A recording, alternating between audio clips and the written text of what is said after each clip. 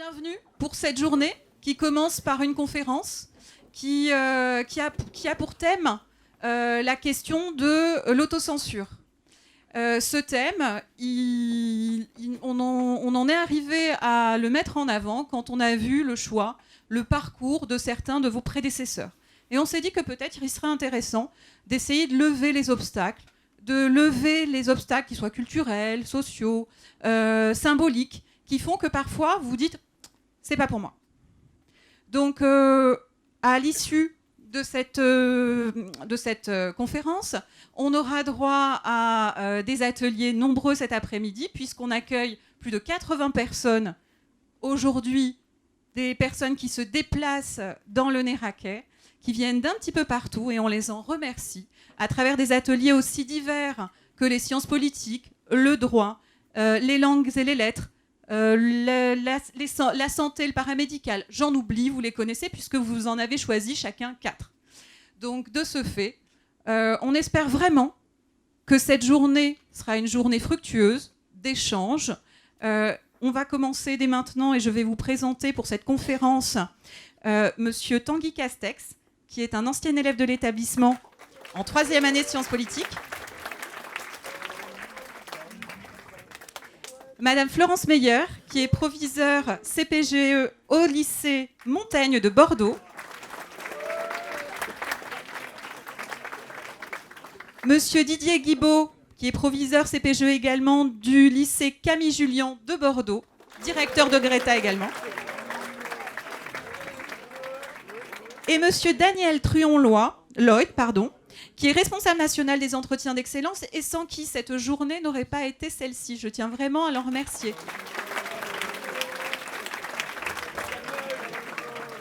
Alors, loin des longs discours, place aux personnes qui se sont déplacées. Alors, de ce fait, je terminerai en vous souhaitant à tous et à toutes une belle journée et que les échanges soient fructueux. Merci à vous.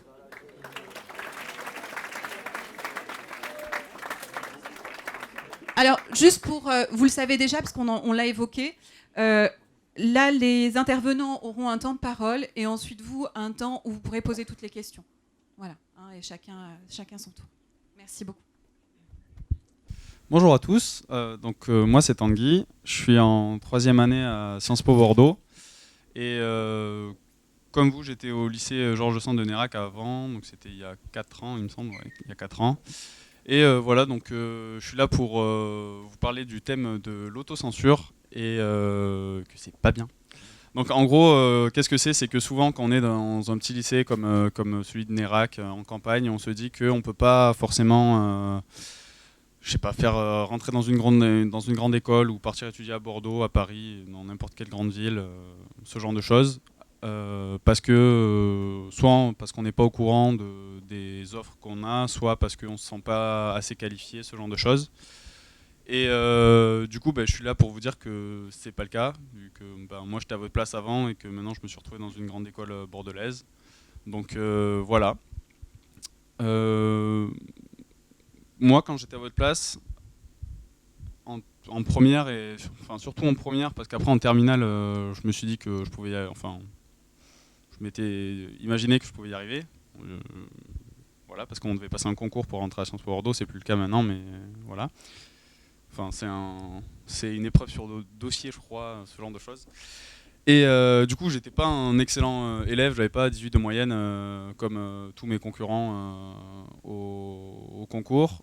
J'étais un élève moyen, enfin pas normal quoi, enfin comme tout le monde, j'avais 13-14 de moyenne en première terminale. Et voilà, j'avais un objectif en tête, c'était de rentrer dans cette école qui me plaisait vraiment beaucoup.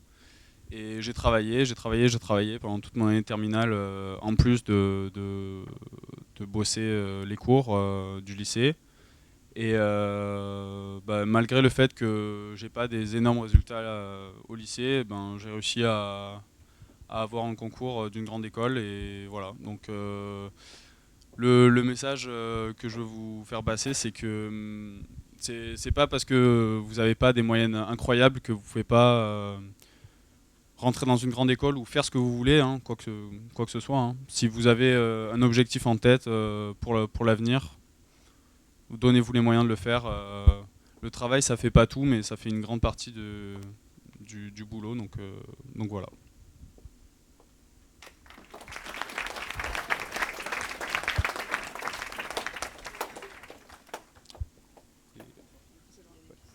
Oui. Est-ce qu'on passe aux questions après chaque personne ou est-ce qu'on fait tout à la fin? Ok. Donc, est-ce que vous avez des questions?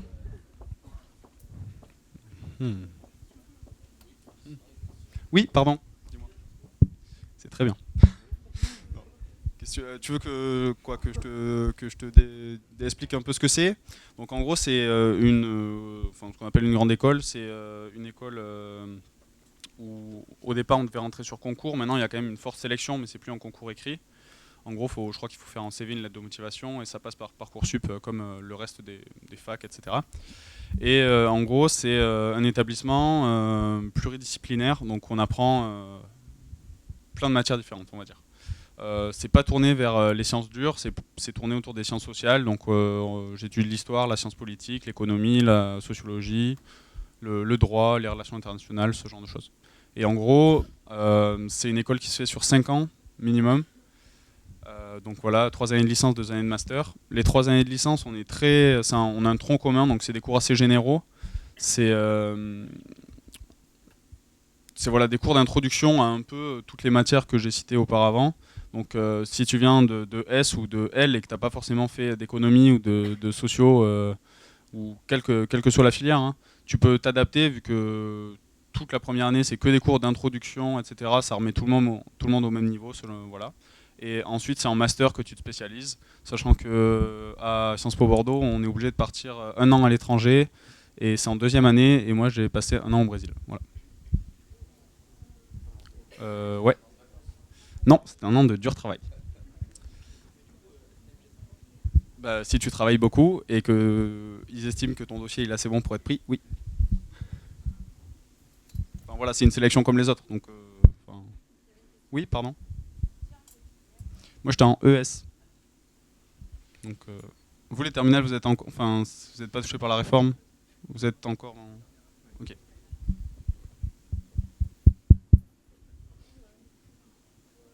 Oui.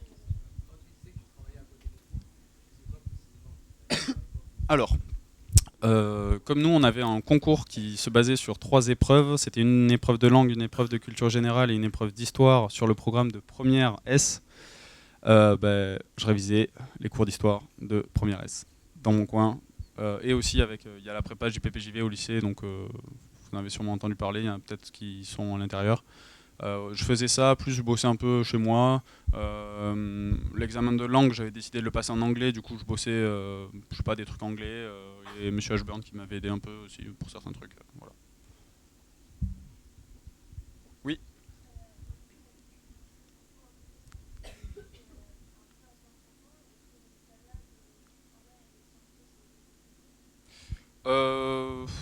L'adaptation, après oui, elle a été pas compliquée, mais pas facile non plus. C'est un peu comme quand tu arrives à la fac, je pense, ou dans une école après le lycée, c'est plus le même modèle d'apprentissage, donc forcément tu as une période de transition, faut s'adapter, ce genre de choses.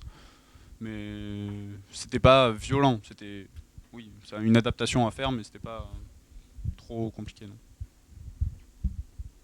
Oui.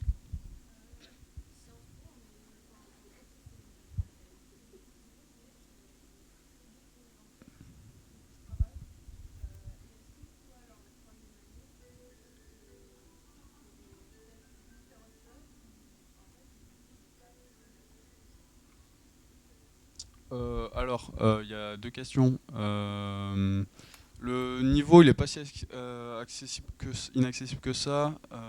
C'est quand même... En gros, c'est assez dur. Et maintenant que l'épreuve d'entrée a changé, je pourrais pas trop t'en dire vu que je ne l'ai pas passé de cette façon-là. Mais en gros, ça va être une sélection assez sévère sur Parcoursup. Comme vous, je pense qu'on vous a déjà parlé, comment ça fonctionnait, etc. Mais oui, c'est assez dur, mais bon, je ne vais pas vous dire si vous travaillez, vous y arrivez, parce que si on dit ça à tout le monde, tout le monde y arrive. Il y a un nombre de places limité, mais si tu donnes les moyens d'y arriver, tu peux y arriver. Voilà. Et j'ai oublié l'autre partie de la question.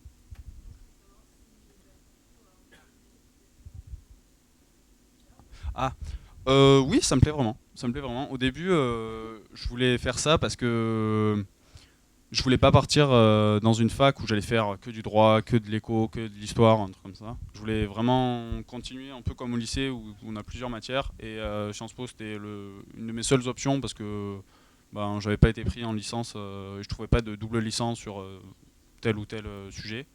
Du coup, c'était vraiment ça que je voulais faire. Et maintenant que j'y suis, ouais, ça me va très bien.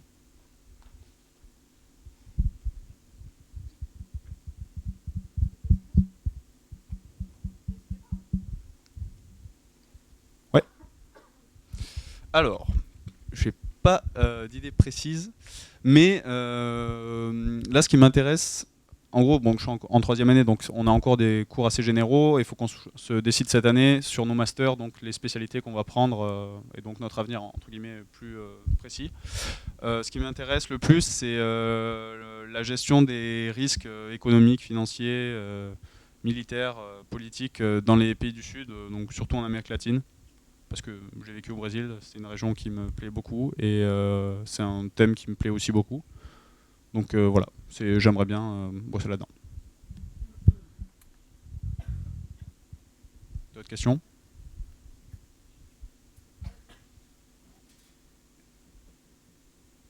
Ouais, pardon.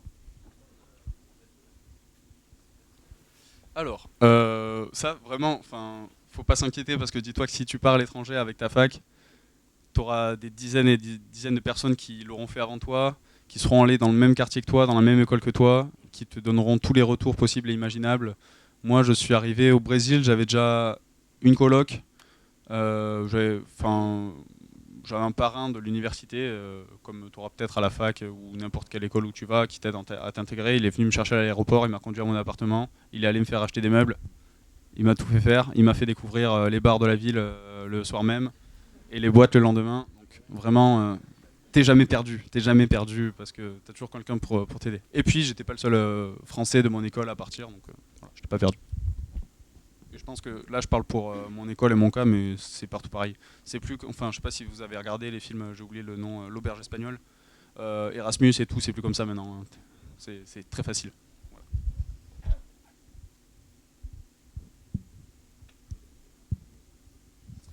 Alors, si vous voulez que je vous parle de mes cours, euh, pardon. Ah, au Brésil. Ah oui, alors ce qui est assez intéressant dans mon école, c'est que bon, du coup on a un tronc commun sur les 3 premières années, mais que comme la deuxième année on est obligé de partir à l'étranger, en fait on choisit nos cours à la fac où on est, et ça c'est assez sympa parce que ça nous permet de sortir un peu des cours classiques qu'on a, de prendre des cours plus spécifiques. Et par exemple, moi j'ai pris des cours sur l'économie du développement en Amérique latine, sur la société brésilienne, la politique brésilienne, sur la politique extérieure brésilienne. Bon, c'est beaucoup tourné autour du Brésil. J'ai fait un cours aussi d'analyse stratégique. En gros, c'est les études de la guerre et les études militaires autour de la guerre, les stratégies militaires. Pourquoi avoir l'arme nucléaire, pourquoi ne pas l'avoir, ce genre de choses. J'ai eu un cours de géopolitique du panafricanisme. Donc en gros, ça c'était assez tourné autour du Brésil, mais expliquer les influences de la diaspora africaine au Brésil, la démocratie raciale au Brésil, enfin voilà. C'est vraiment des cours très très larges qui changeaient complètement de ce que j'avais vu avant. Donc certains cours étaient assez compliqués, mais enfin assez compliqués. Pas compliqués, mais un peu avancés, voilà, mais très très sympa, pas difficile du tout à valider, voilà. Et très intéressant.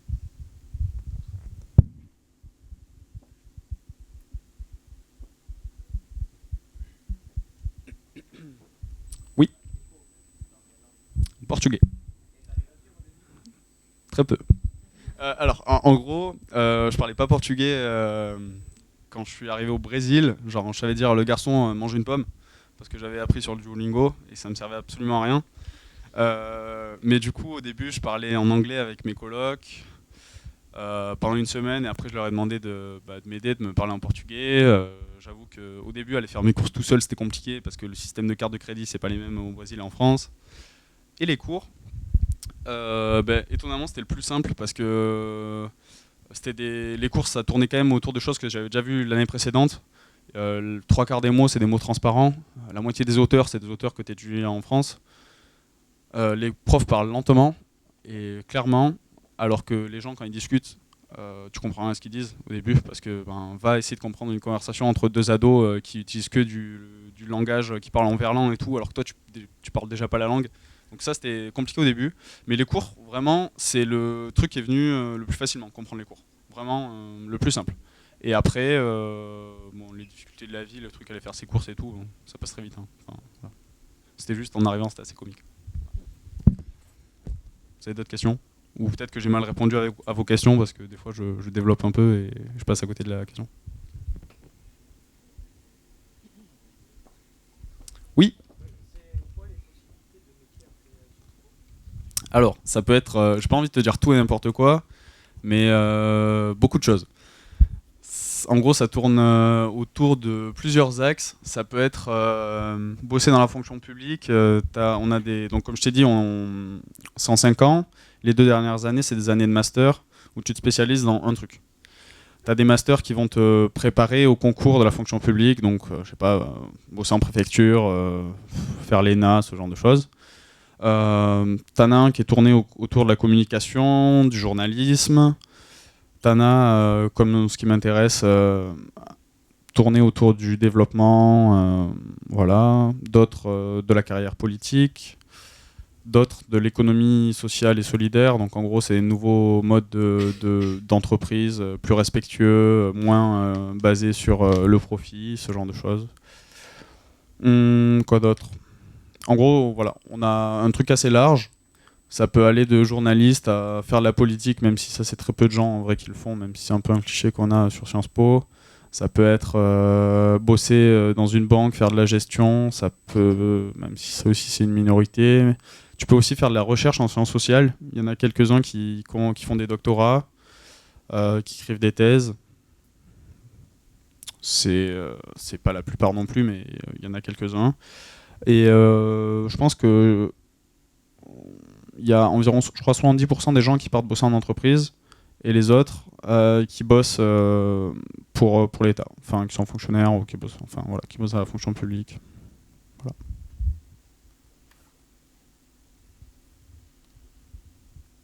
D'autres questions?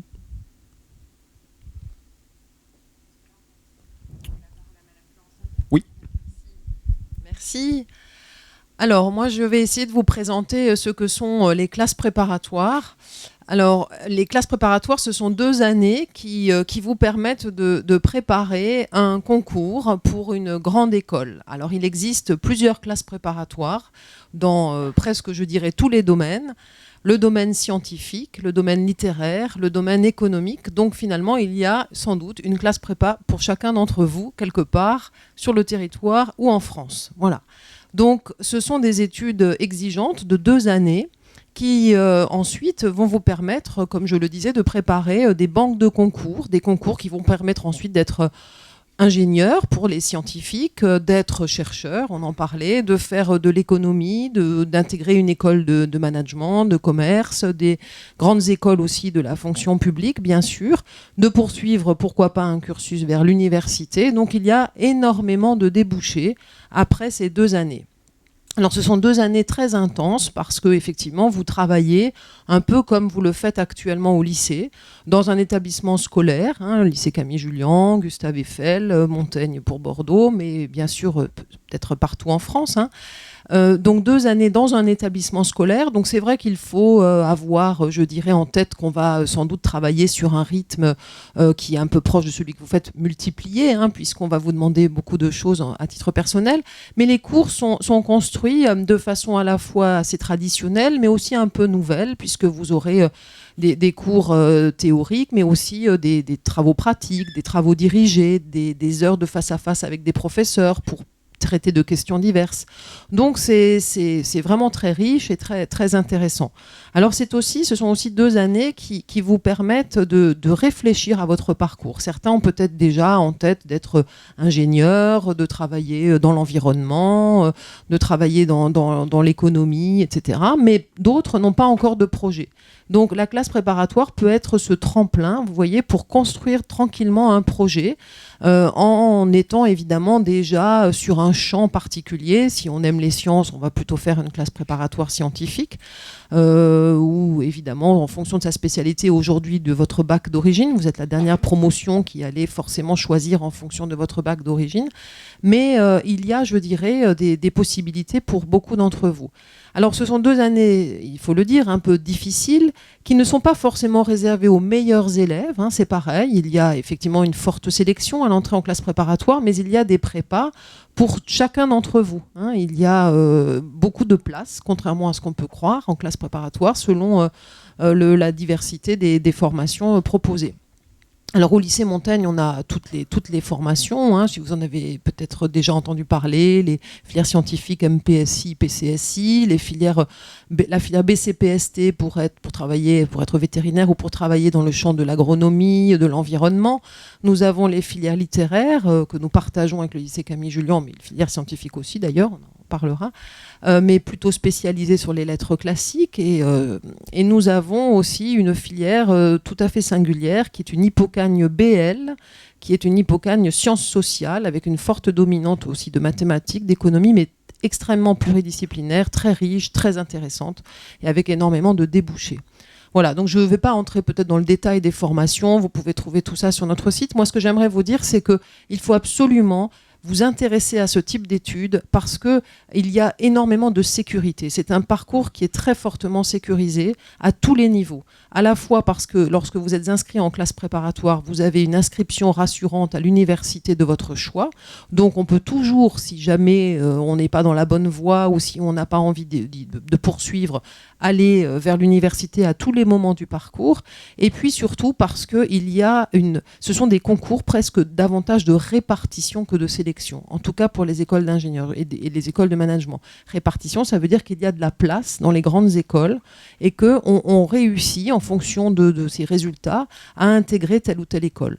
Alors c'est vrai qu'on est toujours très fiers à Montaigne d'avoir des étudiants qui intègrent Polytechnique, l'École normale supérieure, Centrale Paris, enfin les très grandes écoles, HEC et autres, mais il y a, je vous le disais, aussi des étudiants dont le parcours sera un peu différent mais extrêmement intéressant. Et ensuite, nos jeunes, quand ils reviennent au lycée nous voir, ils nous disent un petit peu que finalement, c'était difficile, certes, pendant 2 ans, mais que ça vaut la peine. Parce qu'ensuite, dans l'école, ils trouvent énormément de ressources différentes, de centres d'intérêt, ils travaillent dans l'associatif, les cours sont moins intenses, et à la sortie de la grande école, ils ont une garantie d'employabilité, ce qui n'est quand même pas rien aujourd'hui. Voilà. Alors pour ceux qui se posent aussi la question peut-être de comment venir alors comment intégrer, quelles notes faut-il, etc. Moi je vous dis, il faut de toute façon candidater. D'abord parce que vous pouvez candidater sans risque, vous n'avez pas besoin de classer vos vœux, ce qui n'était pas le cas il y a quelques années. Donc vous pouvez tout à fait vous positionner sur toutes les classes prépa qui existent, il n'y a pas de problème, vous voyez, vous pouvez oser. Et ensuite, je dirais, se pose la question peut-être de est-ce que je vais pouvoir m'installer à Bordeaux, est-ce que je vais pouvoir être hébergé, est-ce que ça va être difficile d'être loin ? Alors il y a aussi des solutions, entre autres un internat, hein, chez nous un grand internat qui accueille beaucoup d'élèves issus des territoires plus éloignés. Donc la vie à l'internat, elle est très, très sympa, les élèves aiment beaucoup, en fait ils travaillent le soir ensemble, ils peuvent rester tardivement au CDI, ils échangent, voilà, ils sont bien ensemble, hein, les places nous manquent pour accueillir tout le monde à l'internat, mais ceux qui sont internes sont généralement très contents. Et puis, malgré tout, même si c'est difficile par moment, il y a une vraie vie de l'étudiant en classe préparatoire. Il y a des conférences, il y a des rencontres avec des anciens élèves, il y a des forums. On peut réfléchir à son parcours tout au long des 2 années. Donc, beaucoup d'ouverture. Voilà. Alors, je crois que je vais peut-être essayer de répondre davantage à vos questions plutôt que de trop parler. Donc, n'hésitez pas. Oui. Alors, c'est une bonne question. Nous faisons notre portes ouvertes le même jour. Les grands lycées de Bordeaux, c'est le 8 février. Donc Montaigne, Camille Jullian et Gustave Eiffel. Comme ça, vous pouvez faire le tour des 3 établissements. Et on vous invite vraiment à venir. Alors, il y aura bien sûr les professeurs, les élèves, un parcours qui vous permet de découvrir les lieux, d'échanger sur toutes les questions. C'est un très grand d'ailleurs pour toute formation, hein, les universités, autres découvertes, les journées portes ouvertes sont très riches, très intéressantes. Une autre question ? Alors, je pense que certains parlaient de la filière STMG. Il y a aussi, vous le savez, une prépa qui s'appelle la prépa ECT, qui se tient au lycée Brémontier et qui est une prépa qui est vraiment très intéressante pour intégrer aussi les grandes écoles de management. Donc ce sont 2 années qui vous permettent de préparer tous ces concours et ça marche très très bien. Les étudiants sont très intéressés par la poursuite d'études et par la garantie de l'emploi dont je vous parlais précédemment.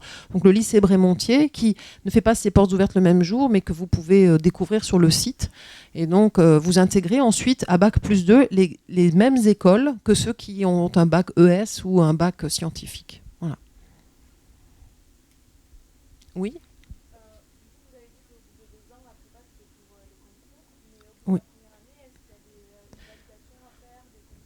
Alors, dans certaines filières, il y a des concours déjà effectivement possibles à Bac+1, surtout les filières d'ailleurs littéraires. Sur les filières scientifiques, les perspectives, c'est plutôt à ce moment-là, si on veut s'arrêter, d'intégrer une 2e année d'université. Vous avez une équivalence qui est quasi automatique. Vous voyez, si vous finissez la première année tranquillement, même si vous n'êtes pas le premier de votre promotion, c'est pas un problème. Vous avez une équivalence qui sécurise le parcours.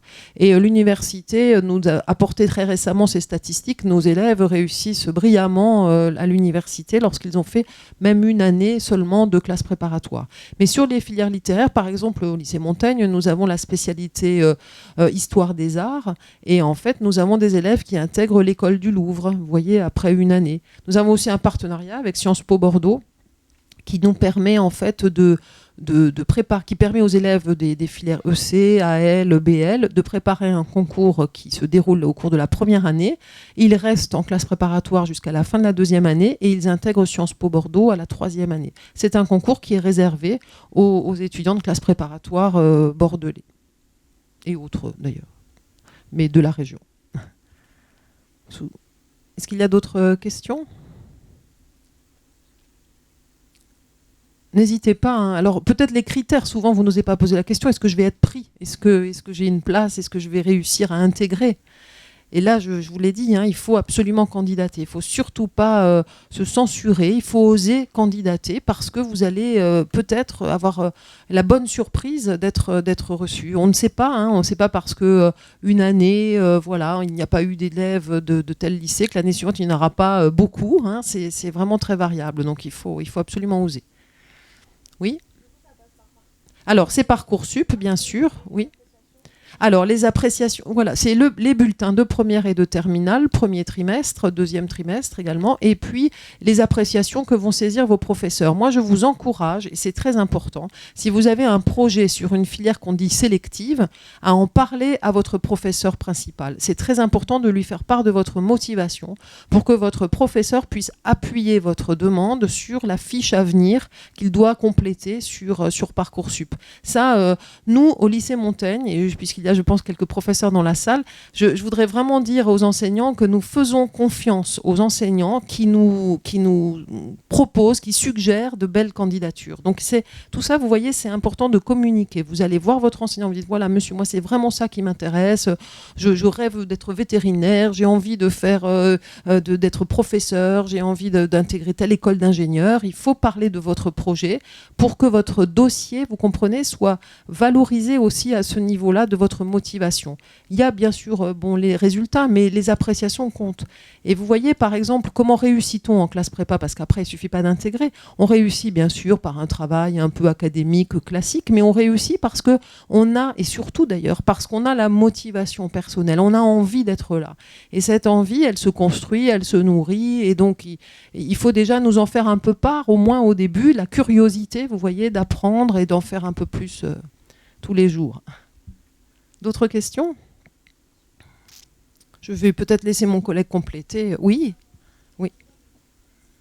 Alors non, l'inscription est complètement gratuite. Simplement, il y a le coût de l'inscription à l'université qui en fait est obligatoire, mais qui est de toute façon assez modeste. Hein, mais sinon, alors l'internat est payant si vous êtes pris à l'internat, mais ce sont des coûts qui sont pour l'internat, je vous donne les chiffres, à peu près 1 800 € l'année, avec tout compris, l'hébergement, la nourriture, les 3 repas. L'internat est ouvert le week-end, il est même ouvert une partie des vacances. Mais vous voyez, par rapport à un hébergement dans la ville de Bordeaux, etc., ce sont des coûts... et encore, on n'est pas tout à fait à 1 800 €. Oui. Alors, c'est au lycée Camille Jullian qu'il y a l'option théâtre, donc je laisserai mon collègue vous en parler. N'hésitez pas, vraiment, c'est le moment de poser des questions. Il n'y a aucune question stupide, il n'y a que des questions qui sans doute intéressent vos camarades. Oui ? Vous avez parlé de la prépa Oui, oui. Oui, alors la différence essentielle, elle réside dans 2 disciplines qui sont les disciplines phares de l'ABL, qui sont les mathématiques et les sciences sociales. Donc sciences sociales, économie, etc. Et donc en fait, il y a une moins grande spécialisation, on va dire, une pluridisciplinarité plus importante. Et sur la filière AL, on est vraiment sur des disciplines purement sciences humaines, littéraires, avec une place importante aussi accordée aux langues, bon, ce qui est le cas aussi en BL. Et ensuite, les débouchés, forcément, avec cette dominante maths et sciences sociales, sont différents. Mais peut-être qu'on pourra préciser, M. Triongloy précisera, puisqu'il connaît bien cette dualité, puisqu'elle existe dans une filière dont on va vous parler tout à l'heure, qui est la clé sup. Oui ? D'autres questions ? Bon, de toute façon, on aura l'occasion d'un échange plus informel. Merci. Merci. Alors, je suis ravi de vous voir tous. Nous, on s'est présenté et voilà, j'aimerais bien vous connaître déjà un petit peu davantage, en fait. Donc, j'ai des élèves de la filière STMG, c'est ça ? J'ai des élèves de la filière S, forcément, ES, L. Est-ce que j'ai des élèves d'autres filières ? C'est tout. Bien. Donc, je vais me lever, je serai plus à l'aise, excusez-moi. Donc, j'ai compris qu'on a un certain nombre d'élèves qui sont intéressés par une poursuite d'études en classe préparatoire aux grandes écoles, et ça, c'est avec beaucoup de plaisir qu'on va continuer à vous en parler et que je vous expliquerai un petit peu voilà, tout l'intérêt d'une telle formation. Mais je pense que vous êtes aussi un certain nombre à envisager des études supérieures, pas forcément en passant par les classes préparatoires. Je me trompe ou pas ? Bon.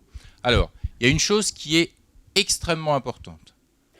Vraiment, un conseil que vous devez entendre parce que moi je me dis que si je peux vous parler aujourd'hui, ici, c'est parce que, justement, j'ai eu la chance dans ma vie de croiser des personnes qui m'ont donné des bons conseils à plusieurs moments, en fait.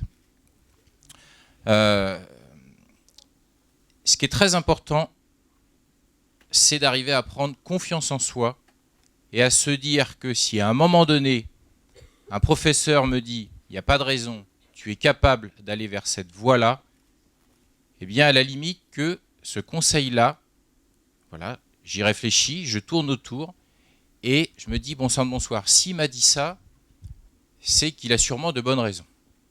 Pourquoi est-ce que j'insiste là-dessus, en fait ? Pourquoi est-ce que j'insiste là-dessus ? Parce que moi, c'est aussi pour ça que j'ai accepté, en fait, voilà, cette invitation, et je remercie votre proviseur. J'insiste là-dessus parce que moi, tout mon parcours, en fait, je le dois à de belles rencontres, et je le dois à certaines personnes qui, à un moment donné, m'ont dit « tiens, viens, il faut que je te parle, il faut que je te dise ça et ça ». Pourquoi ? Moi, à l'origine, j'ai 10 minutes, donc je ne vais pas vous raconter ma vie, surtout pas. Oui. Donc, j'ai 2 parents que j'adore, que j'adorerai toujours, mais ni l'un ni l'autre, pour des raisons X et Y, voilà, des vies compliquées, etc., ni l'un ni l'autre n'a pu faire d'études. Ni l'un ni l'autre n'est bachelier, en fait. Sauf que, déjà, le premier conseil qu'ils m'ont toujours donné, c'est surtout fais confiance en l'école. C'est extrêmement important.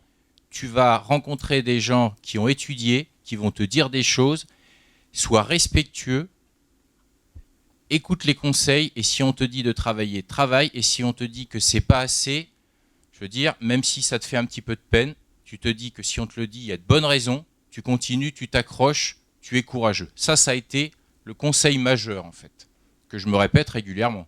Parce que même si on a avancé dans la vie, même si on a un âge plus avancé, il y a des moments où on se dit « Oh là là, tout ça, comment on va s'en sortir ?» Mais on s'en sort toujours avec la volonté. Après, eh ben, il y a eu la rencontre au collège déjà d'enseignants qui ont commencé à me parler des différentes filières. Et à l'époque, puisque, je veux dire, au départ, moi, c'est l'aspect scientifique qui m'a intéressé. C'est pour ça que cet après-midi, j'aurai plaisir à parler un petit peu de l'aspect scientifique. Au départ, il y avait une filière qui s'appelait la filière C. Et je me rappelle d'un professeur de maths qui, comme ça, en rencontrant mes parents, avait dit « Ah, il est qu'en 3e, mais ça sera bien qu'il fasse la filière C. » Mes parents, la filière C, oui, pourquoi pas. Enfin, ils m'ont dit ça, quoi. Après, j'ai eu la chance, en fait, au niveau du lycée, de rencontrer des enseignants et de rencontrer le proviseur adjoint. Alors, il y a un conseil, par contre, qu'on m'a donné à ce moment-là, et c'est vrai que j'avoue que celui-là, je ne l'ai pas suivi, mais à la limite, j'en ai suivi un autre, et j'ai aucun regret par rapport à ça. Je vais vous expliquer pourquoi je ne l'ai pas suivi, en fait. À un moment donné, on m'a parlé à moi aussi de classe préparatoire aux grandes écoles. Et là, à ce moment-là, peut-être que j'avais été influencé par le fait que c'était une époque où des fois, vous pouviez, si vous n'étiez pas forcément solide, un petit peu pleurer à la fin de certaines heures d'interrogation orale, parce qu'il y avait des enseignants qui étaient exigeants, c'était leur travail, mais peut-être qu'il manquait à ce moment-là, avec certains, un peu d'humanité. Et puis il y avait cette chose qui était très à la mode, et heureusement il y a eu des modifications qui étaient que de toute façon, tu commençais les premiers jours de prépa par, allez hop, du bizutage, et certains bizutages qui étaient plus que problématiques. Et là je me suis dit, bon là, moi je veux dire, je suis en capacité de travailler tout seul, j'ai une autodiscipline que je suis capable de m'accorder, donc aller en heure de colle et quelque part m'en prendre plein la figure et puis commencer les premières semaines avec quelque chose de pas agréable, bof, pas convaincu en fait. Et là, le proviseur adjoint à l'époque a dit, bon, là où tu habites en fait c'est pas ton... tu n'es pas prioritaire, mais moi je vais te faire rencontrer un étudiant qui est à l'université Paris-Sud. Université, donc Orsay, aujourd'hui c'est le campus, Orsay, Saclay, etc. C'est là où il y a l'école polytechnique, HEC et tout. Et j'ai dit, bon, là j'avais toujours mes parents qui disaient, nous on ne s'est pas fait confiance. Et donc du coup, voilà, j'ai eu l'occasion un samedi après-midi. Alors, déjà moi la notion d'étudiant c'était lointain. On m'a dit, tu vas rencontrer un étudiant qui a 2 ans de plus que toi. Je m'attendais à voir quelqu'un arriver dans une belle voiture, mais pas du tout, hein. Je veux dire, un étudiant classique qui arrivait avec son vélo. Et là, je me rappelle très bien, on s'est assis dans un café, il m'a fait tout le schéma, il m'a expliqué tout l'intérêt en fait des études qu'il avait suivies, et il m'a très clairement, il m'a vendu l'université Paris 11, Orsay et tout, en me disant, écoute, si ton dossier te permet d'y rentrer, n'hésite pas, vas-y, et là, franchement, aie confiance, quoi. Et là, c'est ce qui s'est passé. J'ai dit, bon, bah, je t'écoute, j'y suis allé. Et là, vraiment... c'était mon truc, hein. Moi voilà, j'avais envie de m'amuser avec les mathématiques, avec la physique, avec la chimie. J'avais envie, voilà, plus à ce moment-là de favoriser l'aspect scientifique. Après, c'est des étapes de vie, parce que puisque j'ai le droit de dépasser un petit peu les 10 minutes, je vais donner un petit peu la suite du parcours. Donc voilà, donc la première année, la deuxième année, la troisième année. Et à ce moment-là, je savais en fait que j'avais envie d'une estrade.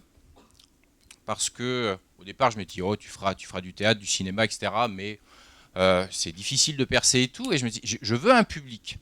Et là, avec mes parents, on a trouvé le compromis. Tu veux un public, il y a des disciplines que tu aimes. Pourquoi est-ce que tu transmettrais pas, en fait? Et du coup, je me suis dit, ah, super, voilà, c'est ça. Et puis, au lycée, les collègues de la classe me disaient, écoute, on avait une prof de physique en fait en première, qui disait très clairement, soit au début de chaque séance, j'ai un volontaire pour corriger les exercices que je vous ai donnés, soit je nomme quelqu'un au hasard, qu'il soit volontaire ou pas, il ira, quoi. Et là, j'avais les camarades de classe qui disaient « Écoute, tu peux pas y aller, toi je sais que tu l'as fait, je sais que ça t'amuse, vas-y quoi ». Et donc du coup, j'ai démarré quasiment toutes les séances. À ce moment-là, l'enseignante, au lieu de donner à chacun le fait d'aller au tableau, c'est pas le choix qu'elle avait fait, dès qu'elle avait un volontaire, l'exercice était corrigé, elle était contente. Donc du coup, je me suis retrouvé quasiment tous les jours à corriger les exercices. Et là, je me suis dit, c'est quand même ça, c'est ça que je veux faire de la transmission, etc. quoi. Donc, me voilà à l'université, et là, à un moment donné, toujours avec quand même, voilà, les conseils, pas une grande confiance. Hein. La confiance, je pense que je l'ai acquise beaucoup plus tard. Et là, un professeur en fait d'université qui faisait un cours de mécanique quantique, statistique et tout sur ces grands tableaux et tout.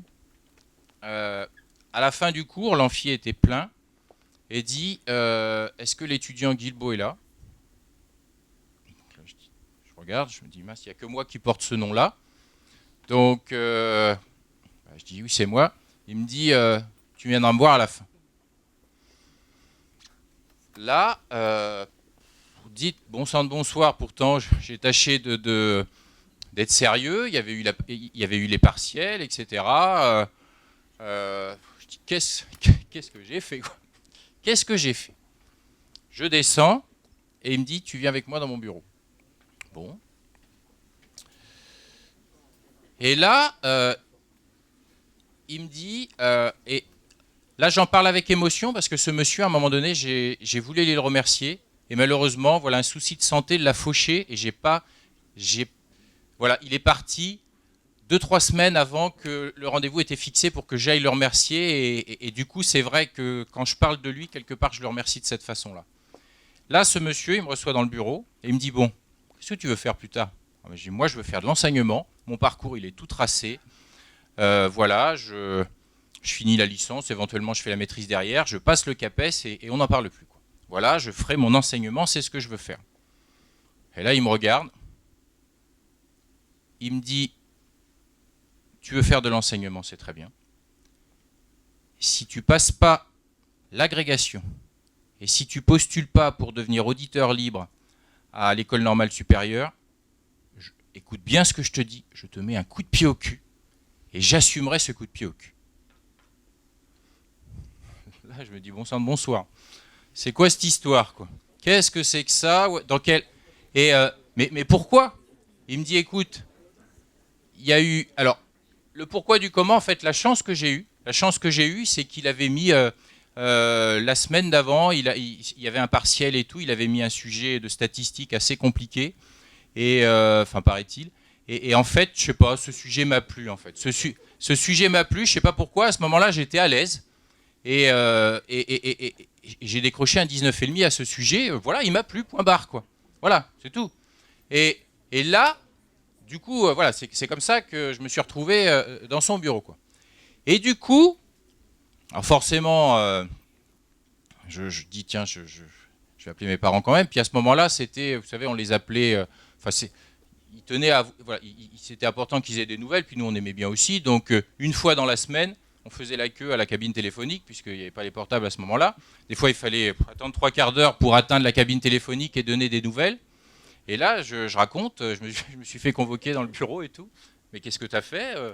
On t'a pas élevé comme ça, ceci, cela. Et donc j'explique un peu le truc, quoi. Et là... Bah écoute, de toute façon, tu fais confiance. Ce monsieur, il doit savoir de quoi il parle. S'il enseigne ici, c'est qu'il sait de quoi il parle. Tu lui fais confiance. Et donc, du coup, c'est ce qui s'est passé, en fait. Je lui ai fait confiance. Voilà, j'ai postulé pour être auditeur libre et tout. Et l'avantage, en fait, c'est que moi, j'ai pu bénéficier sur l'année de préparation de l'agrégation de tous les cours des normaliens sans être normalien. Et ça a été du bonheur parce que vous avez tout le matériel, vous avez les conseils et tout, il y a une émulation et tout. Et voilà, quoi. Donc après, voilà, donc l'agrégation, de l'enseignement, de belles rencontres et tout. Et à un moment donné, paf, la rencontre avec un chef d'établissement, un proviseur, qui là aussi me fait venir dans son bureau. Moi, je dis, bon, je sais pas, il y a peut-être une classe qui pose problème, ceci, cela, quoi. Et là, qui me dit, qui commence à me parler de son métier, qui serait peut-être intéressant d'y réfléchir. Moi, je veux dire, j'adorais mon métier d'enseignant, je n'avais pas envisagé de quoi que ce soit de le changer et tout.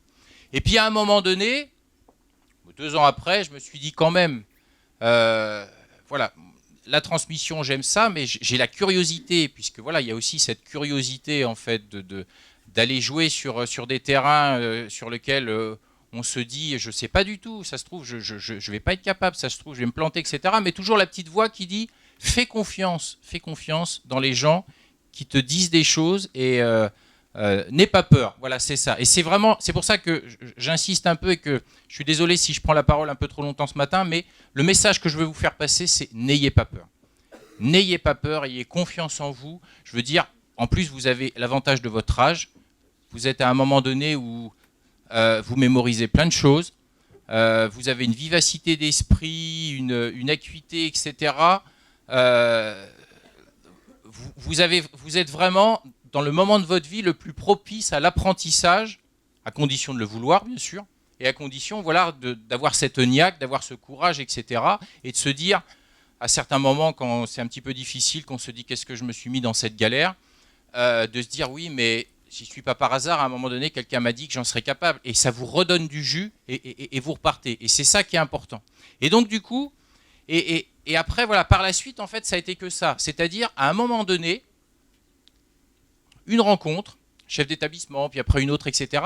Et c'est comme ça, en fait, vraiment, moi, aujourd'hui, à l'âge que j'ai, donc, qui est beaucoup plus avancé que le vôtre, hein, à l'âge que j'ai, je me dis, mais la chance que j'ai eue, c'est ces personnes donc, que j'ai régulièrement rencontrées, que je n'ai pas forcément cherchées, qui à certains moments sont tombées dessus et m'ont fait flipper, parce que je me suis dit, mais qu'est-ce qu'elle me veut ?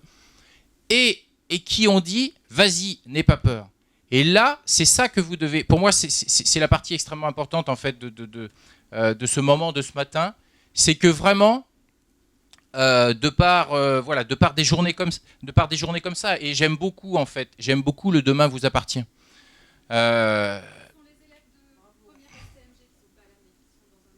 Ouais, j'aime beaucoup le demain vous appartient. Alors, j'y vois pas la série télé, donc j'y vois.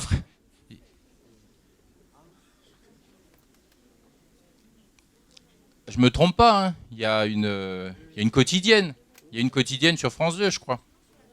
Ah, c'est sur la une. Ah oui, demain vous appartient, c'est sur la une, tout à fait. Et donc. Par contre, ne me demandez pas d'en parler. Je crois que j'avais dû regarder les 3 premiers épisodes parce que c'était au mois d'août, je crois, à un moment donné, vacances scolaires, et après, malheureusement, j'ai décroché. Et malheureusement ou heureusement, je sais pas, je sais pas où ils en sont. Alors, juste, s'il vous plaît. Et donc, du coup, oui, en effet. Pourquoi est-ce que pour nous, c'est extrêmement important de vous dire allez-y, etc. Parce que c'est à vous que dans quelques années, on va confier toutes les clés, en fait.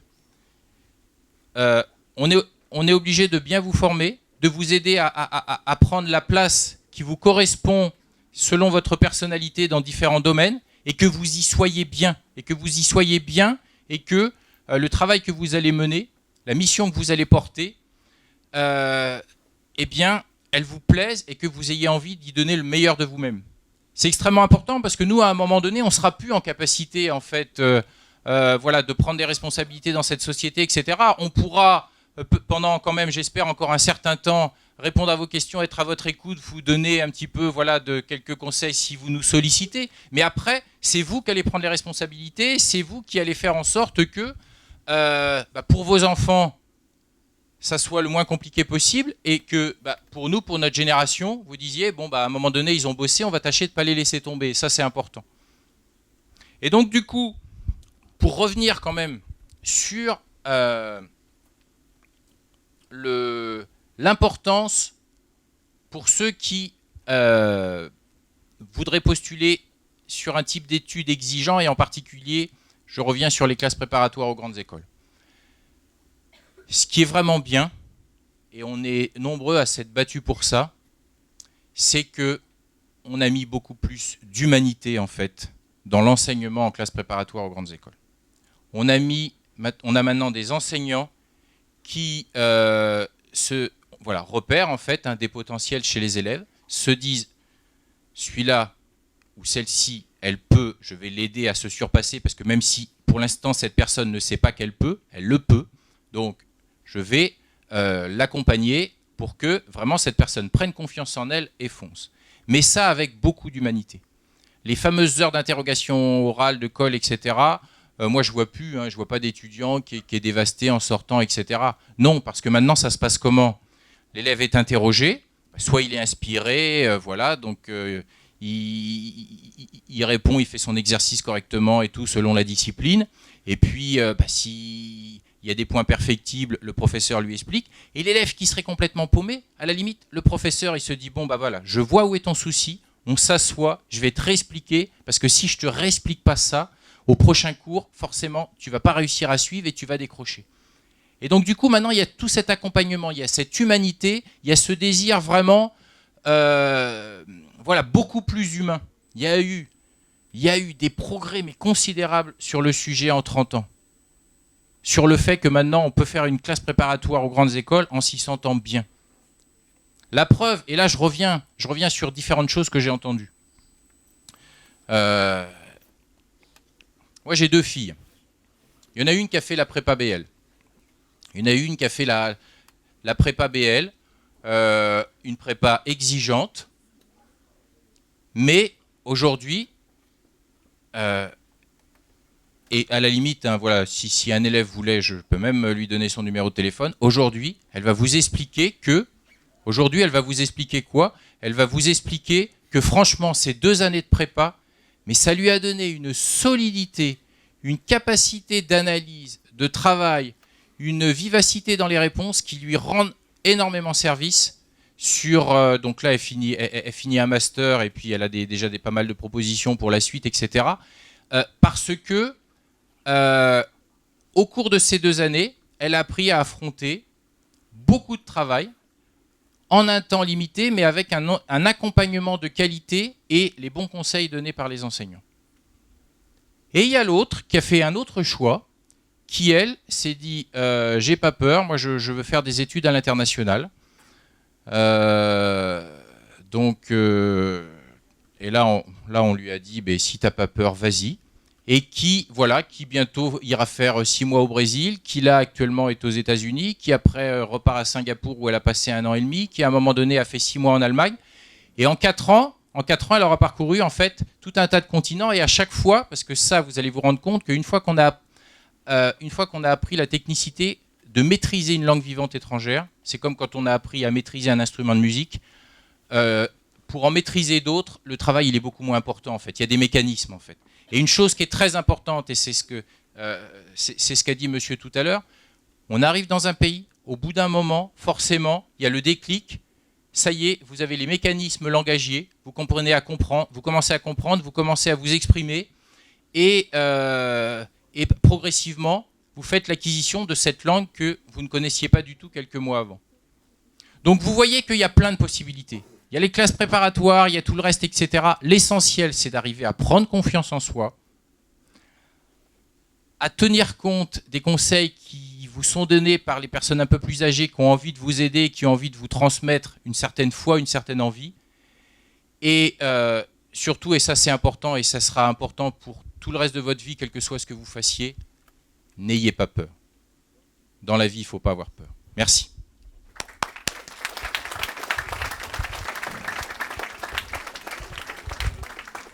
Vous avez des questions?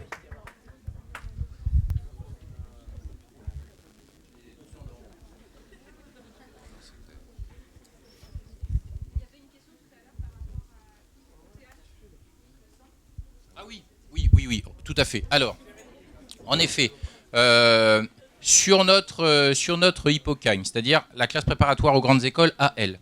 Donc, la question, elle était là. Hein. Ah, pardon, excuse-moi. Tout à fait, excuse-moi. Donc,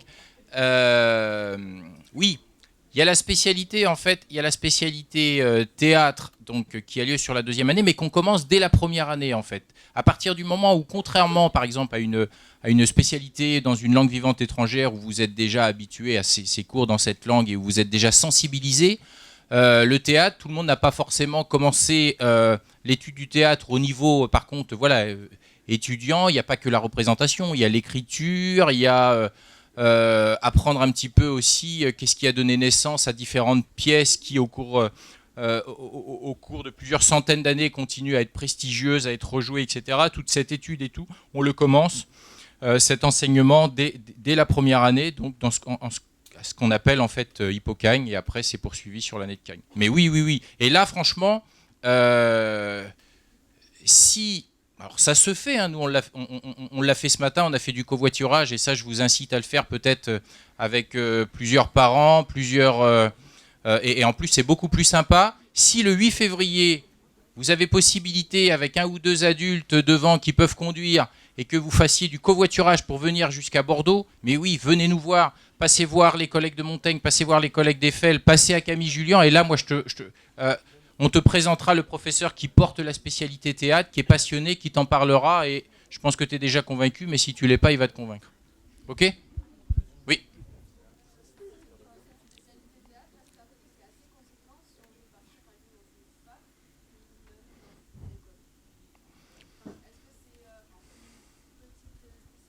Non, c'est pas une petite spécialité. Pas du tout. C'est pas une petite spécialité. C'est pas. Ce que je vais dire n'a absolument rien de négatif, puisque au contraire, ça existe et c'est très bien et il faut que ça existe. Mais cette spécialité n'a rien à voir avec l'atelier théâtre d'un mercredi après-midi dans un lycée. D'accord ? Donc, même si je suis convaincu que cet atelier apporte beaucoup aux élèves pour qu'ils prennent confiance en eux, et puis il y a la phase d'écriture, et après le fait de se dire je monte sur scène et j'ai pas peur, quoi. Mais ça n'a rien à voir, c'est vraiment une spécialité qui est reconnue, et ce qui est important dans vos différents parcours, il n'est pas question que nous ayons que de jeunes adultes qui soient tous clonés les uns des autres, qui aient tous la même formation, les mêmes disciplines, etc.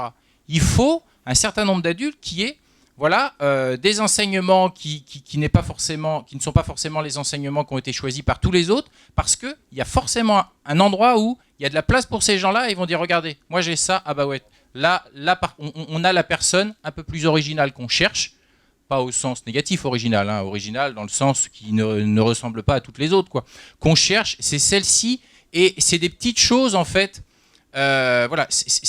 c'est des petites choses en fait importantes en fait de la différence qui permettent déjà des fois de se placer davantage, quoi. Ok ?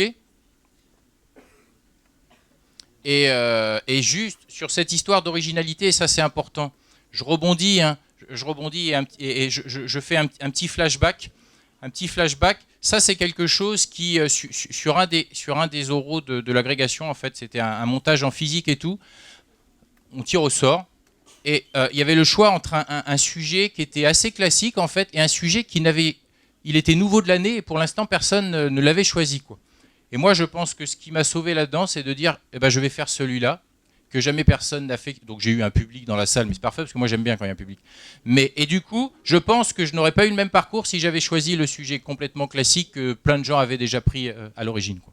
Donc il ne faut pas avoir peur des fois d'aller sur certaines formations ou certaines disciplines qui sont peut-être un petit peu moins communes que d'autres. Voilà. Autre question ou remarque ? Oui. Oui. Ah bah non, on ne choisit pas que la spécialité, on a tous les autres enseignements autour sur... et mon collègue va vous parler de façon plus précise des classes préparatoires littéraires. Non, il n'y a pas que le théâtre, il y a tout le reste. Il y a tout le reste à haut niveau, bien sûr. Mais disons qu'à la limite, plutôt peut-être que de renforcer un peu plus le russe, renforcer un peu plus l'allemand, renforcer un peu plus une langue étrangère ou une langue de l'Antiquité, etc. Il y a des élèves qui font le choix de renforcer quelque chose qui est le théâtre. Je peux laisser le micro ?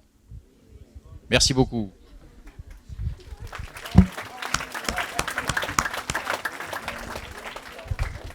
Alors bonjour. Donc je m'appelle Daniel Twongloy. Donc ce matin avec Florence, Didier et puis Malika qui est dans la salle. Donc on a fait 2 heures en fait pour venir vous voir. On a été pris en fait une demi-heure de bouchon dans les rues de Bordeaux. Et si on a fait cet effort justement de venir, c'est parce que je crois qu'il s'agissait effectivement de vaincre l'autocensure. C'était le thème donc de ce demain qui nous appartient. Je crois que c'est une belle définition de la jeunesse. Quand on est jeune, on a toujours effectivement un demain qui nous appartient. Nous, effectivement, on a passé un petit peu quelques kilomètres au compteur de l'âge. On a peut-être justement notre demain derrière nous. Alors on s'est dit peut-être que par rapport à ces jeunes, qui par définition devraient avoir des débouchés devant eux, ça se redit comme ça, demain vous appartient, vous avez des débouchés devant vous, et bien du même coup, il y a peut-être une liberté de choix qui pouvait être maximalisée, qui pouvait être agrandie. Or, cette jeunesse, je crois qu'elle est prise un petit peu dans un contexte particulier, qui fait que, alors je vais employer des gros mots, puis peut-être que dans la discussion ensemble, on aura l'occasion d'en reparler, cette jeunesse, elle est prise par des déterminismes. Alors ça se dit, par exemple, des déterminismes, si vous voulez, économiques. On veut bien faire les classes préparatoires, on veut bien aller à Bordeaux, mais je vous entendais tout à l'heure, 1 800 €, même pour l'internat, ça coûte cher. Et moi, mes parents ne peuvent pas. On veut bien aller, effectivement, faire les classes préparatoires, mais quand on sait très bien que quand on vient de Nérac, on a moins de chances d'intégrer, en fait, ces filières classes prépa dont vous nous faites la publicité, simplement parce que les statistiques sont là pour le montrer. Ceux qui viennent dans ces classes, ce sont en fait des jeunes qui sont déjà dans des métropoles. On veut bien sûr intégrer Sciences Po Bordeaux, le 2e Sciences Po de France, après celui de Paris. Mais Tanguy, c'est juste une exception. C'est un impact en fait. Vous nous faites rêver. Il avait des notes moyennes, il a réussi, il s'est mis au boulot, mais moi je n'arrive pas à travailler. Qu'est-ce qui se passe quand de la première à la terminale, je ne parviens pas effectivement à me mettre justement dans la peau de celui qui va réussir le concours? Alors, c'est ce qu'on appelle l'autocensure en fait. C'est que quand on est jeune, eh ben, on vit par rapport aux autres. On vit par rapport à un contexte qui peut être territorial, qui peut être familial. Et ça fait que c'est pas simplement qu'on n'est pas informé, contrairement à ce qu'on pense. C'est que parfois, on n'a pas le goût non plus de faire des études. C'est ce qu'on a souvent, alors on dit toujours entre profs, ceux qui sont au fond de la salle et puis qui se chauffent très vite, simplement, pas parce qu'ils carburent, mais parce qu'ils se mettent à côté du radiateur. On n'a plus le goût, et vous allez voir que l'autocensure, ça passe aussi par le dégoût. Avoir le goût de l'école, ça suppose aussi que certains n'aient pas le goût de l'école, qu'ils en soient même un peu dégoûtés, qu'ils en soient un peu éloignés, puis n'arrivent pas à comprendre pourquoi on peut faire 2 heures de voiture pour venir, et 2 heures peut-être aussi pour repartir. Du moins, c'est ce que j'espère, que la tempête donc, ne se relèvera pas. Parce que ce matin, ça a été un problème, c'est est-ce qu'on y va, on n'y va pas, vu la tempête. On va y aller quand même. Donc, si vous voulez, cette guerre du goût, c'est quand même pas rien. Et c'est pas simplement pour faire honneur à votre proviseur qu'on est venu, c'était un excellent geste. Hein. Je peux vous dire, on aurait pu effectivement ne pas venir, mais on s'est dit, il y a effectivement quelque chose à faire avec cette jeunesse. Il y a aussi peut-être un certain attachement à un projet collectif. Personne d'entre nous ne croit que par lui-même, il peut y arriver. C'est vrai que tout seul, on avance. Mais ensemble, on va beaucoup plus loin. Et dans une société qui est la vôtre, vous ne pourrez plus savoir que la maison brûle et ne pas regarder dans la bonne direction. Vous serez contraints de toute façon, aussi vous, à une solidarité intergénérationnelle. J'espère que vous aurez une retraite. C'est toute cette société-là, en fait, que vous devez construire. Et pour ça, vous devez savoir qu'il y a un lieu qui nous appartient à tous. Bien sûr, on peut être mal né. Bien sûr, on peut ne pas habiter la bonne ville. Bien sûr, on peut ne pas habiter le bon quartier. Bien sûr, on peut avoir autre chose que ce qu'on devrait avoir. Mais il y a quelque chose qui nous relie tous et qui est un projet porté quand même depuis 2 siècles et demi par la société française, c'est l'école. L'école doit être le premier lieu d'acquisition de vos compétences. Pas simplement des savoir-faire, mais des compétences. Des compétences, ce sont des savoir-faire qui sont reconnus par une institution. Vous allez passer le baccalauréat. Ça se monnaie, le baccalauréat, contrairement à ce qu'on pense. Et il vaut mieux être diplômé pour ne pas aller à Pôle emploi que d'avoir un taux d'insertion professionnelle, de choisir le métier qu'on veut. Dans le métier, on appelle ça, nous, l'orientation subie. On s'est dit, on va peut-être venir parce qu'on ne veut pas de cette jeunesse qui va subir son orientation. Il vous appartient donc, dans un premier temps, d'investir cet espace qui nous appartient à tous, qui s'appelle l'école. Vous pourriez très bien, certains d'entre vous qui sont déjà dégoûtés par l'école, et ça existe. Ce sont ceux qui ont dû s'arrêter à la 3e, qui sont dans les filières justement techniques et professionnelles. Vous avez choisi d'aller dans une filière classique. Vous faites déjà partie d'une élite. Vous êtes porté, chaque année, vous coûtez 55 milliards à la collectivité. C'est le budget du ministère de l'Éducation nationale. Ça serait dommage quand même que ces 55 milliards partent en fumée, simplement parce que vous n'avez pas investi un contrat social où il s'agit pour vous, porté par des ambitions parentales, de travailler avec vos enseignants qui, effectivement, ont pour mission de transférer, de transmettre ces savoir-faire pour vous amener au mieux aux compétences.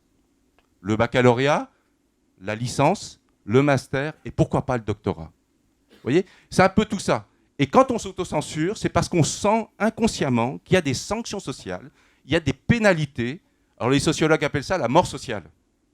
C'est affreux. Ça veut dire qu'on n'aura pas l'occasion de faire reconnaître ses compétences. On peut avoir des bac plus 3 et ne pas être là où on devrait être avec un bac plus 3. À quelles conditions, quand on est à bac plus 3, bac plus 5, comment on peut faire reconnaître son parcours? Or, le parcours, ce n'est pas simplement connaître des filières, des institutions, tout ça. Hein. Dans une génération comme la vôtre, qui connaissait l'information, vous avez vos smartphones, vous pouvez vous connecter. Internet arrive jusqu'à Nérac. Vous pouvez vous connecter. Je vous dis ça parce que Didier disait très bien tout à l'heure, à notre époque, on faisait la file d'attente devant la cabine téléphonique. Et c'est vrai que ça durait 45 minutes. Hein. C'était assez particulier. Eh bien, à l'époque, on n'était pas informé. C'est ce qu'on appelait le délit d'initié. Réussissaient, c'est-à-dire fondamentalement ceux qui avaient la liberté de choisir. Ceux-là, effectivement, c'était ceux qui étaient informés. Mais à votre époque, vous êtes informés. Pas simplement parce que des proviseurs des institutions bordelaises se déplacent devant vous, mais parce que vous avez le choix aussi de tout ce qu'on appelle une information latérale. La preuve, Tanguy, il est là, il est devant vous. Qu'est-ce qui a fait que dans le passage de la première à la terminale, il s'est dit « Sciences Po, pourquoi pas moi ?» Parce qu'il a pu s'informer. Le clivage, il n'est plus là. Dans votre génération, ce n'est pas l'information, c'est le traitement de l'information. Comment je peux, par exemple, faire en sorte qu'avec Sciences Po, je puisse faire ce qui me plaît? Vous êtes une génération des ONG. Vous voulez faire de l'humanitaire, vous voulez faire de l'écologie. Moi, je le vois avec mes étudiants. Systématiquement, quand ils ont réussi Bac plus 1 et Bac plus 2, ce qui vient structurer un petit peu leur projet, c'est je veux être utile aux autres. Je veux faire en sorte que la planète brûle un peu moins. À chaque fois, ça marche comme ça. Eh bien, sachez que même pour les ONG, la meilleure façon d'être utile aux autres, c'est d'avoir une formation qui soit très exigeante. Et c'est pour ça qu'il faut faire en fait ces grandes écoles. C'est pour ça qu'il faut faire des filières sélectives. C'est pour ça qu'il faut connaître aussi qu'il y a des universités qui sélectionnent. Et c'est peut-être parce que vous êtes porté par cette ambition, je dirais, d'aider les autres, d'être utile aux autres, qu'il faut peut-être avoir de l'ambition pour vous, qu'il faut vaincre l'autocensure. Ça, c'est le premier point sur lequel je voulais vraiment insister. On n'est pas là pour simplement vous dire faire la promotion des grandes écoles, des classes préparatoires, etc. Non, c'est pas ça. On est surtout venu vous rappeler quelque chose, c'est que votre vie vous appartient. Pas simplement demain vous appartient. Mais si vous ne voulez pas être un boulet pour votre vie, eh bien, commencez d'abord par vous prendre en main. Et pour se prendre en main, il faut effectivement accepter de travailler avec les autres, travailler parmi les autres et se donner surtout, et c'est ça qui nous intéresse quand on peut vaincre l'autocensure, pouvoir réaliser ses rêves. Ce n'est pas le tout de rêver. Je rêve Sciences Po. Je suis en STMG, est-ce que je peux faire Sciences Po? Oui. J'ai ce rêve-là. Le problème du rêve, c'est comment je peux réaliser mes rêves. Et pour ça, on vous dit toujours, il faut travailler. Alors ça vous fait peur le travail. Mais est-ce que oui ou non, si vous aviez 5 millions d'euros à investir, faisant un rêve, est-ce que vous embaucheriez quelqu'un qui vient, qui est plein de désirs, plein de rêves, mais qui ne veut pas faire en sorte que vos 5 millions d'euros, eh bien, ça vous rapporte 10, 15 millions d'euros? C'est évident que vous achèteriez quelqu'un qui, par définition, lors des entretiens d'embauche, font que, eh bien, il ne coule pas la boîte. il ne met pas des gens au chômage. Comment on peut acquérir ces compétences? Ben, je vous le dis, en faisant des filières, pas nécessairement les classes préparatoires, pas nécessairement les grandes écoles, et on va le voir, il y a d'excellentes structures universitaires qui peuvent vous amener à ça. Vous pouvez aussi avoir, parce que vous êtes intimidé, c'est-à-dire vous n'osez pas se loger à Bordeaux, vous savez, ça coûte très cher. Bordeaux est devenu effectivement, c'est affreux. On en est conscient. Il y a des internats. Vous me allez dire, mais même l'internat coûte cher. Comment on peut faire matériellement? C'est les conditions matérielles de l'étude. Eh bien, à ce moment-là, il y a peut-être aussi des bourses. Il faut peut-être se renseigner. Par exemple, si vous voulez, j'ai été contacté, il n'y a même pas une semaine de ça, par quelqu'un. Ben, il est vrai qu'il a fait les grandes écoles et que son épouse aussi a fait les grandes écoles d'ingénieurs et voulait financer des profils, en fait, terminal S qui envisageraient de faire des classes préparatoires, donc en sciences. Beaucoup de nos concitoyens sont conscients des conditions matérielles. Bon, il a créé un très grand site internet qui fonctionne très bien. On en reparlera peut-être justement dans les cas de détection avec les autorités personnelles de direction et autres autorités administratives. Mais pour vous dire qu'on en est conscient. Donc, surtout, ne vous bloquez pas d'emblée sur justement tout ce qui pourrait vous empêcher de faire. Alors, je crois qu'on s'auto-censure parce qu'on a peur de la sélection. On a peur de travailler. Enfin, c'est quand même normal que de devoir travailler. Ben oui. Depuis quand, en fait, on a peur de travailler? Enfin, vous travaillez tout le temps. Vous travaillez vos ambitions. Vous allez acquérir des moyens. Tanguy disait en 3e année, je ne regrette pas. Voilà, mais vous savez qu'avec Sciences Po, par exemple, si jamais ils ne veulent pas... Alors, moi, à ma connaissance, il n'y en a que 3 qui ont été déçus de Sciences Po. Et je suis dans la... Je connais cette académie depuis 90. Hein. Donc, vous voyez, il n'y en a que 3, en fait. 3 qui ont arrêté Sciences Po. Les autres, quand on veut rebondir, comme on dit, hein, on va peut-être supposer que la gestion des risques, ça ne te paie pas plus que ça. Vous allez voir qu'avec une formation pluridisciplinaire comme le fait Sciences Po, comme le font les grandes écoles, comme le font certaines filières universitaires, vous pourrez rebondir. Vous pourrez rebondir. Alors j'ai plein de cas comme ça en tant que responsable des entretiens de l'excellence, une famille monoparentale dans le Nord, 3 filles, les 3 ont réussi grâce à l'école parce que la maman disait « Ma fille, si tu ne veux pas dépendre d'un homme, travaille. » Vous voyez? Eh bien, elle a fait une grande école d'ingénieur, pas une grande des grandes, hein, ce qu'on n'appellerait pas une parisienne. Elle a suivi après avec une grande école de commerce, vous voyez, il faut travailler. Et maintenant, donc, après avoir fait la transition numérique du groupe Accor, vous connaissez Sofitel, etc. Voilà. C'est toute une banque comme ça qui s'appelle donc le groupe Accor. Elle a fait la transition numérique, elle a dirigé Canal, et maintenant elle dirige une succursale en fait de vêtements qui s'appelle Cyrillus et Verbaudet. Vous voyez ce que nous réserve la vie, ces rencontres dont on vous parlait, c'est quand même extraordinaire. Tout ça, ce n'est possible que si vous avez une pluridisciplinarité, ce qu'on appelle la culture générale. La culture générale, ce n'est plus du tout ce qui vous empêche de vous spécialiser. Bien au contraire, c'est la meilleure plateforme pour pouvoir se spécialiser. Et c'est peut-être pour ça qu'inconsciemment, les jeunes, ils envisagent de faire des formations pluridisciplinaires. Vous voyez? Donc c'est très simple. Or, il faut vaincre l'autocensure. Comment? Il est évident qu'il faut travailler. Il faut travailler d'une certaine façon. Et si on vous parle un petit peu de façon un petit peu obsessionnelle, comme ça, des classes préparatoires, c'est parce qu'en classe préparatoire, on vous dit comment travailler. On vous enseigne, en fait. Quand vous allez à l'université, on suppose que vous êtes déjà autonome. D'une façon générale, on pourrait dire que ceux qui vont en classe préparatoire, ce sont ceux qui ne sont pas mûrs. Eh bien, si vous n'êtes pas mûr, venez en classe préparatoire. Et nous, on vous apprendra à travailler. On vous donnera beaucoup de travail et on vous dira, séquence. Tes entretiens d'embauche qui font que tu es, non seulement, tu envoies 100 candidatures, tu es dans la shortlist. Dans la shortlist, c'est toi qui sors. Les entretiens d'embauche, ça a un nom en classe préparatoire, ça s'appelle l'école. Eh bien, on peut, effectivement, pour ceux qui ne sont pas mûrs encore à l'oral, qui ne parlent pas très bien, eh bien, ils peuvent effectivement candidater en classe préparatoire. Alors, je le dis avec toute l'ironie que ça suppose. Mais donc, le problème, ce n'est pas de travailler, c'est comment travailler. Alors, ne vous auto-censurez pas sur méthode de travail. Regardez, vous avez des enseignants qui ont nécessairement réussi un concours à Bac+5. Ils vont vous dire comment ils ont réussi le concours. Ils peuvent transférer ces compétences. C'est pour ça que c'est très intéressant. Et enfin, un dernier mot donc, pour dire pourquoi il faut vaincre l'autocensure, parce que vous pourriez croire que ce qui nous intéresse, parce que bien sûr, derrière nos fonctions, nous sommes aussi parents, c'est simplement la réussite sociale, gagner beaucoup d'argent, enfin bref, tout ce qui a été incarné dans les années 80-90. Il ne me semble pas que c'est ça qui puisse intéresser notre jeunesse, notre génération.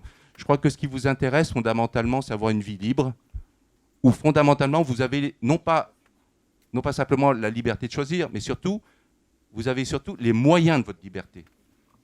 Et c'est pour ça qu'il faut vaincre l'autocensure. Vous allez non pas simplement faire une filière ou une institution, mais faire en sorte que vous puissiez tout simplement prendre goût à votre vie.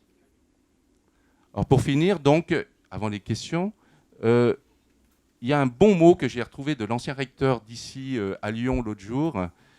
Il disait, pour vaincre l'autocensure, ne vous prenez pas pour quelqu'un d'autre, parce que la place est déjà prise. Donc il faut d'abord se prendre pour soi-même. Et puis la deuxième chose, c'est que quand on va être utile aux autres, il faut d'abord être utile à soi-même. Donc n'oubliez pas de sécuriser vos parcours. Sécuriser son parcours, c'est que quand on fait première, terminale, on essaie de voir peut-être au-delà du baccalauréat.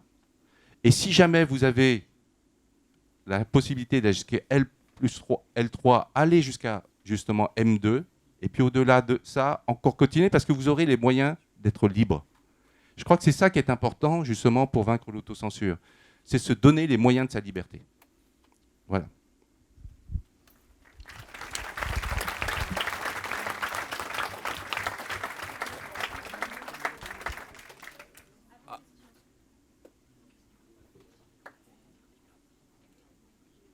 Alors, juste peut-être avant les questions, par rapport à ce qui a été dit, je voudrais rajouter un petit quelque chose. Est-ce que je peux vous raconter une petite histoire, pas plus d'1 minute? Certains parmi vous sont peut-être déjà allés au moins une fois dans leur vie à Paris, d'autres plein de fois, d'autres pas encore, etc. Sur Paris, il y a un très grand restaurant qui s'appelle la Tour d'Argent. La Tour d'Argent qui est sur les bords de la Seine. Et si on a eu l'occasion une fois dans sa vie d'y passer, on voit que depuis là-haut, voilà, une belle vue sur la Seine, sur l'île de la Cité, Notre-Dame de Paris, etc. Alors, pourquoi est-ce que je vous parle de ça? Alors, grand restaurant, hein, c'est-à-dire que si vous voulez y dîner, il faut compter pour un dîner 500 € le dîner par personne. Voilà, c'est du très grand restaurant.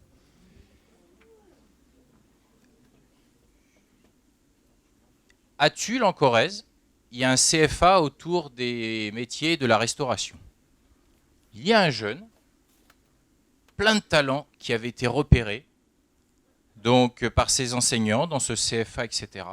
Et tellement plein de talent qu'il a obtenu une proposition de stage à la Tour d'Argent. Et ils lui ont dit, très clairement, si ça se passe bien, ça deviendra un CDI.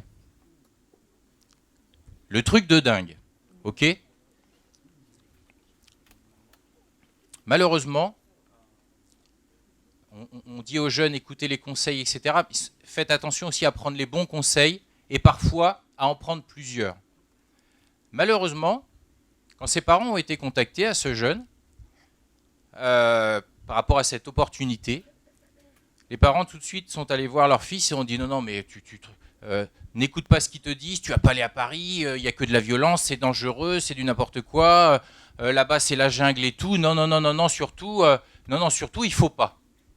Et donc du coup là, et c'est vraiment dommage en fait, c'est vraiment dommage qu'autour il n'y ait pas eu des gens assez forts pour lui dire s'il te plaît n'écoute pas tes parents, pour une fois on te le dit.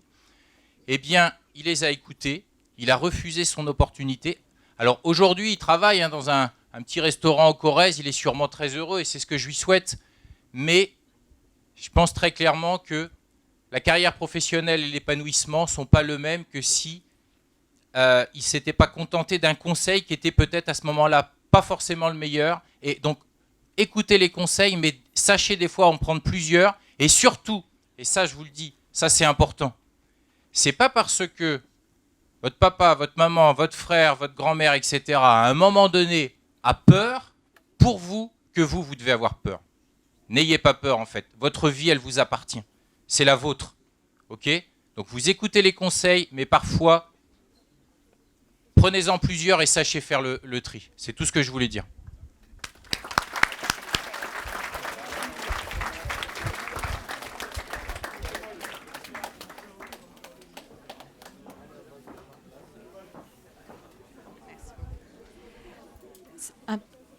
vais vous demander encore un petit peu de... je vais demander un peu de silence. Merci beaucoup. Est-ce que vous aviez des questions pour Monsieur Truanloy? Parce que tous les discours ont eu leur importance.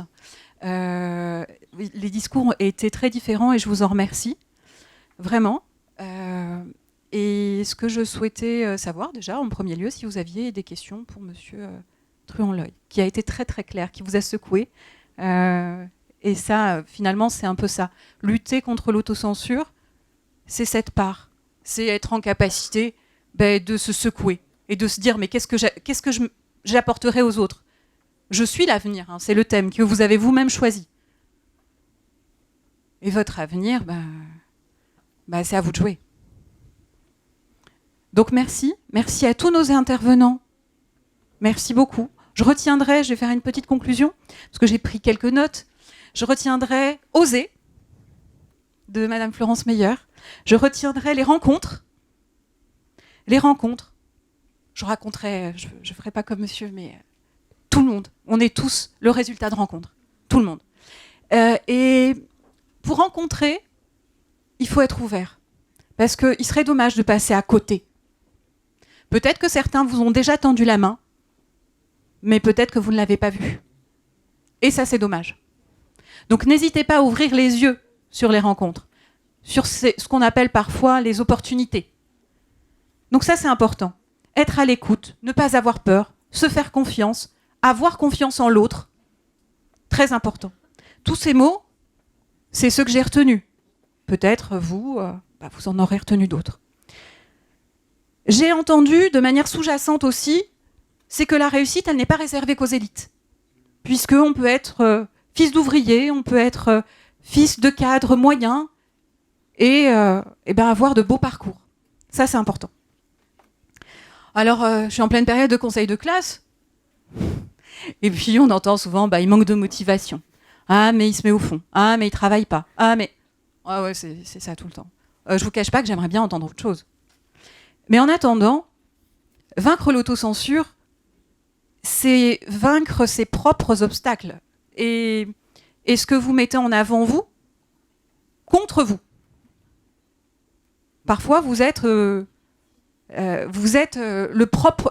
premier problème. Désolée de vous dire ça, mais parfois, l'obstacle, c'est vous. Mais oui, parce qu'on a beau vous dire travailler, hein, mais qu'est-ce que vous voulez qu'on... Il y a des conseils qui vous sont donnés, bien sûr, on ne vous dit pas que travailler, hein, mais c'est important. Vous êtes l'avenir, réfléchissez à ce qui vous fait obstacle, c'est important. Qu'est-ce qui fait que vous allez trouver votre place? Je crois que ça a aussi été dit. Trouver sa place, être bien. Réfléchissez à la place que vous avez envie d'avoir dans la société. Ça, c'est très important. Et finalement, je conclurai avec le mot de Daniel Truanloy qui disait « se donner les moyens de sa liberté ». Ça, c'est à vous de jouer. Merci beaucoup.